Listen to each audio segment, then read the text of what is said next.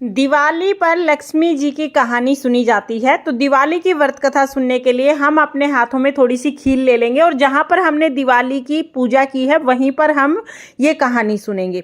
तो चलिए दिवाली की व्रत कथा शुरू करते हैं। एक गांव में एक गरीब ब्राह्मण रहता था। ब्राह्मण की एक बेटी थी। ब्राह्मण की बेटी रोजाना पीपल के पेड़ को सींचने जाती थी।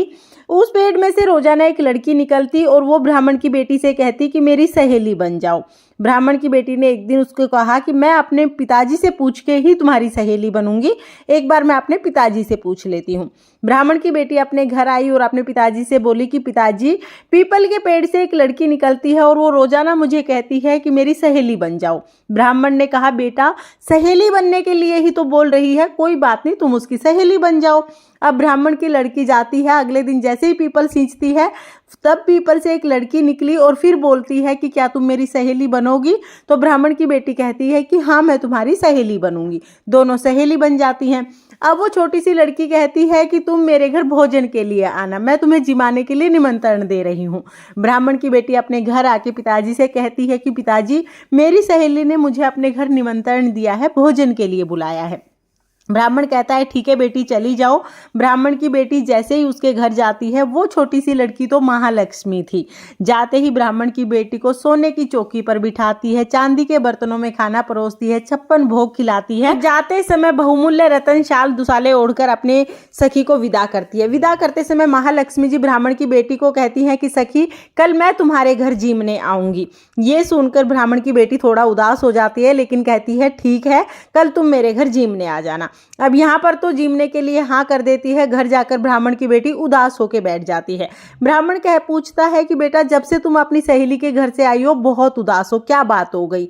तब वो कहती है, पिताजी मेरी सहेली ने मेरा बहुत आदर सत्कार किया, सोने की चौकी पर बिठाया, 56 भोग कराए और खूब सारा मान सम्मान मुझे दिया। लेकिन अब कल मेरी सहेली मेरे घर खाना खाने आएगी, मेरे घर जीमने आएगी, मैं उसका आदर सत्कार कैसे करूंगी, मैं उसको कैसे संतुष्ट करूंगी, यही सोचकर मैं परेशान हूं। ब्राह्मण कहता है कोई बात नहीं बेटा, जैसा हमसे बन पड़ेगा वैसा हम करेंगे। तुम नहा धो के पूरे घर को साफ कर लो, रसोई में चौका लगा लो और एक लड्डू लेके रसोई में बैठ जाना। लड़की ऐसा ही करती है, पूरे घर को साफ करके किचन में चौका वोका लगा के एक लड्डू लेके आंगन में बैठ जाती है। उसी समय पर आसमान में एक चील रानी का नौलखा हार लेके उड़ रही होती है। चील की नजर उस लड्डू पे जाती है। चील आती है और उस लड़की के हाथ से लड्डू छीन के हार उसके हाथ में गिरा के चली जाती है। उस हार को लेके लड़की बाजार जाती है और जाके सुनार से कहती है कि मुझे सोने का पटड़ा दे दो, चांदी के बर्तन दे दो, और जो जो चीजें उस लड़की को चाहिए थी, ब्राह्मण की बेटी को जो जो सामान चाहिए था वो सारा लेके आ जाती है। उस नौलखे हार को बेचकर खूब सारा सामान लेकर आई, आके खूब सारे पकवान बनाए। जैसे ही महालक्ष्मी जी आई तो ब्राह्मण की बेटी ने सोने का पटड़ा बिछाया और महालक्ष्मी जी से बैठने के लिए निवेदन किया। लक्ष्मी जी ने कहा कि मैं तो किसी भी साहूकार के या राजा महाराजे के घर पर भी नहीं बैठती हूँ। तब ब्राह्मण की बेटी बोली कि सखी, तुम मेरी सहेली हो, तुम्हें बैठना ही पड़ेगा, अगर तुम नहीं बैठोगी तो मेरी चाची ताई सब मेरा मजाक उड़ाएंगी। ये सोचकर लक्ष्मी जी उसके पटड़े पर बैठ गई। अब लक्ष्मी जी वहां पर बैठी तो पूरा घर अन्न धन से भर गया। ब्राह्मण की बेटी ने महालक्ष्मी को 56 प्रकार के भोग लगाए, खूब आदर सत्कार किया और महालक्ष्मी जी की कृपा से ब्राह्मण का घर अन्न धन से भर गया। हे महालक्ष्मी जी, जैसे आपने ब्राह्मण की बेटी पर अपनी कृपा की, वैसे ही सब पर अपनी कृपा करना और सबके घर को अन्न धन से भर देना। ये थी लक्ष्मी जी की व्रत कथा। लक्ष्मी जी की कथा सुनने के बाद हम एक गणेश जी की कथा जरूर सुनेंगे। तो चलिए गणेश जी की कथा शुरू करते हैं। एक बार एक गांव में गणेश जी का मेला लगा था।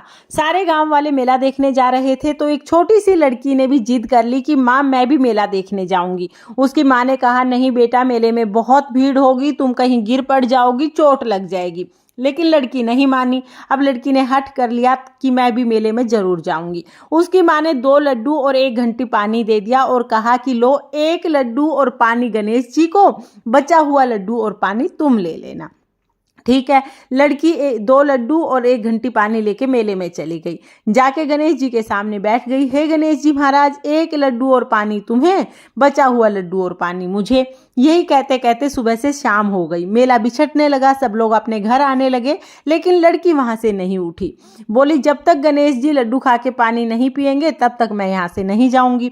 अब गणेश जी ने सोचा कि अगर ये लड़की घर नहीं जाएगी तो इसका दोस्त तुम्हारे सिर लग जाएगा। अब गणेश जी तो छोटे से बालक के रूप में आके बोले, लो तुम्हारा लड्डू खाया, लो तुम्हारा पानी पिया, अब मांगो क्या मांगना है। लड़की सोचने लगी क्या मांगू, अन्न मांगू, धन मांगू, खेत मांगू, खलिहान मांगू, बैल मांगू, महल मांगू, हवेली मांगू, सुहाग मांगू, क्या मांगू। अभी लड़की ये सब सोच ही रही थी, तभी छोटा सा लड़का बोला, जो जो तुमने सोचा है वो सब हो जाएगा, अब तुम अपने घर चली जाओ। लड़की घर आ गई। घर आते ही माँ ने कहा, बेटा इतनी देर कहाँ लगा दी। तब लड़की बोली, माँ आपने ही तो कहा था कि गणेश जी को लड्डू खिला के पानी पिला के आना, मैं तो गणेश जी को लड्डू खिला के और पानी पिला के आई हूँ। जैसे ही लड़की ने अपनी बात पूरी की, उसका पूरा घर अन्न धन से भर गया। जो जो लड़की ने सोचा था वो सब कुछ हो गया। हे गणेश जी महाराज, जैसे आपने उस लड़की की इच्छा पूरी की वैसे ही सबकी इच्छा पूरी करना और सबके घर को अन्न धन से भर देना। इस तरह से हमारी दिवाली की व्रत कथा पूर्ण हो जाएगी। कथा सुनने के बाद जो खील हमने अपने हाथ में ली है वो हम लक्ष्मी जी के चरणों में समर्पित कर देंगे। फ्रेंड्स, ये थी लक्ष्मी जी की व्रत कथा। व्रत कथा आपको कैसी लगी कमेंट करके जरूर बताना। जय माँ लक्ष्मी। राधे राधे।